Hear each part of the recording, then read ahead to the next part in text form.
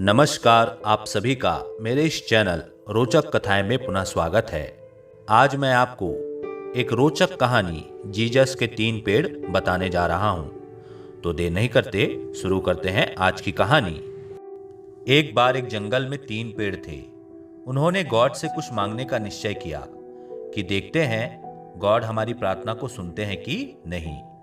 पहले पेड़ ने कहा कि गॉड, मैं चाहता हूं कि मैं एक खजाने का बक्सा बनूं। दूसरे पेड़ ने कहा कि गॉड, मैं चाहता हूं कि मैं एक शक्तिशाली जहाज बनूं।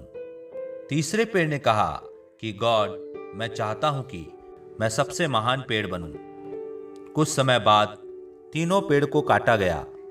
पहले पेड़ से जानवरों को भोजन देने वाला बॉक्स बनाया गया। वो बहुत दुखी हुआ और गॉड को कोसने लगा, हे गॉड, मैंने तो खजाने का बक्सा बनने का स्वप्न देखा था, तुमने तो मुझे जानवरों के भोजन का बक्सा बना दिया। दूसरे पेड़ को काटकर उससे मछली पकड़ने के लिए नाव बनाई गई। दूसरा पेड़ भी बहुत दुखी होकर गॉड को कोसने लगा, हे गॉड, मैंने तो एक शक्तिशाली जहाज बनने का स्वप्न देखा था, तुमने तो मुझे मछली पकड़ने वाली नाव बना दिया। तीसरे पेड़ को लंबे लंबे टुकड़ों में काट दिया गया। तीसरे पेड़ ने भी गॉड को कोसा, हे गॉड, मैंने तो सबसे महान पेड़ बनने का स्वप्न देखा था, तुमने तो मुझे लंबे लंबे टुकड़ों में कटवा दिया। तीनों पेड़ बहुत दुखी थे।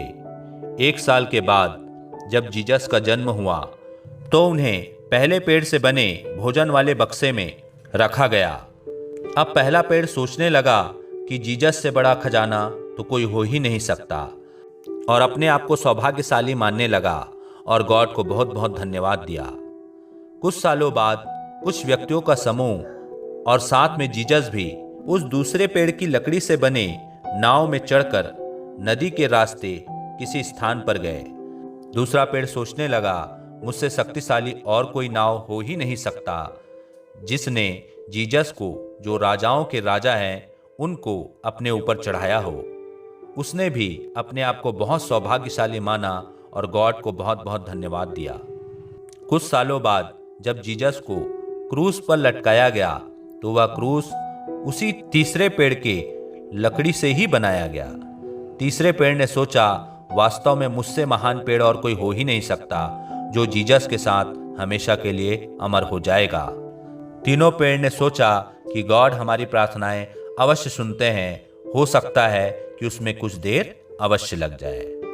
तो इस प्रकार से गॉड ने उन तीनों पेड़ों की प्रार्थनाएं को सुना और उसे पूरा किया। हो सकता है इस कार्य में थोड़ी देर अवश्य लगी हो, लेकिन उनकी मनोकामनाएं पूरी हुई। शिक्षा, इससे हमें यह शिक्षा मिलती है कि भगवान ने हम सभी के लिए कोई ना कोई योजनाएं बनाकर रखी है, बस हमें भगवान पर भरोसा रखना चाहिए और कुछ समय प्रतीक्षा करनी चाहिए।